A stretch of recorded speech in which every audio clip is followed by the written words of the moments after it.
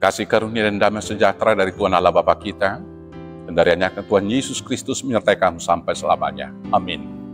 Selamat pagi saudaraku, selamat memuliakan Tuhan dengan semua aktivitas kita yang baik. Dipandu firman Tuhan dari kitab Hosea, pasal 8 ayat 12, demikian firman Tuhan. Sekalipun kutuliskan baginya banyak pengajaranku, itu akan dianggap mereka sebagai sesuatu yang asing. Demikianlah firman Tuhan. Bapak Ibu Saudaraku yang terkasih dalam Yesus Kristus, kita boleh berbangga karena negara kita mendapat predikat sebagai negara yang religius. Itu ditandai dengan banyaknya hari raya di negara ini.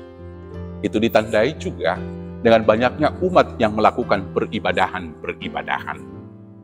Maka ketika hari peribadahan tiba, hari Minggu atau hari Jumat, rumah-rumah ibadah hampir tidak dapat menampung semua umat karena begitu banyaknya.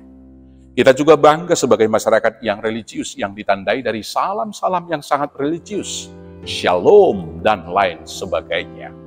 Saudara-saudaraku, ketika bergembira juga masyarakat sekarang ini tidak mengatakan hore, tetapi puji Tuhan, haleluya. Tetapi pertanyaan sekarang, apakah kita beragama? Jawabnya pasti iya. Tetapi apakah kita sudah beriman? Ini yang kemudian harus kita renungkan dan kita evaluasi dalam diri sendiri. Beragama tentu mendapat identitas sebagai pengikut satu agama tertentu. Tetapi beriman adalah hidup dalam standar moral yang sudah ditetapkan Tuhan dalam kehidupannya untuk berbeda dengan dunia ini. Saudara-saudaraku yang terkasih, apakah kita sudah mengenal Tuhan? Nah, kalau dari referensi tentu kita akan mengatakan Tuhan Yesus itu anak Allah, konsep Trinitas dan lain sebagainya. Tetapi di dalam 1 Yohanes, firman Tuhan mengatakan, barang siapa tidak tinggal di dalam kasih-Ku, dia tidak mengenal Aku. Karena Allah adalah kasih, maka orang yang mengenal Tuhan adalah hidup di dalam kasih.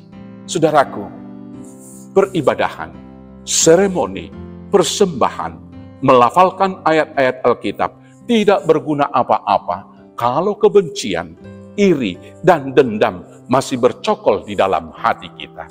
Kita bukan anak terang, tetapi anak-anak kegelapan. Kita tidak hidup menurut roh, tetapi hidup menurut daging. Demikianlah umat Israel dalam konteks Nabi Hosea di sini. Mereka melakukan peribadahan itu dengan gemuruh. Mereka melakukan semua kewajiban-kewajiban agamanya, tetapi kemudian mereka juga menyembah ilah yang lain. Dan selanjutnya mereka tidak menegakkan hukum dan keadilan. Maka karena itu saudara-saudaraku yang terkasih, dalam hidup beribadah kepada Tuhan, mari kita tunjukkan dengan keteguhan iman. Kita tetap beriman kepada Kristus Yesus. Dan iman itu kita wujudkan dengan tindakan yang nyata. Karena iman tanpa perbuatan pada hakikatnya adalah mati. Perbuatan itu adalah dengan mau mengasihi sesama.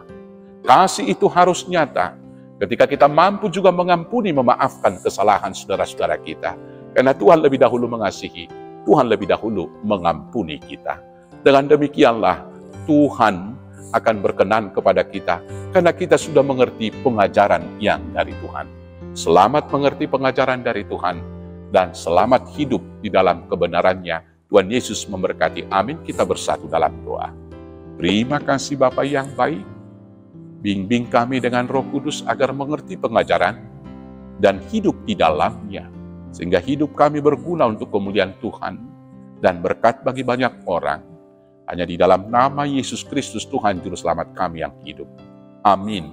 Selamat bersaksi, Tuhan Yesus memberkati. Horas, horas, horas.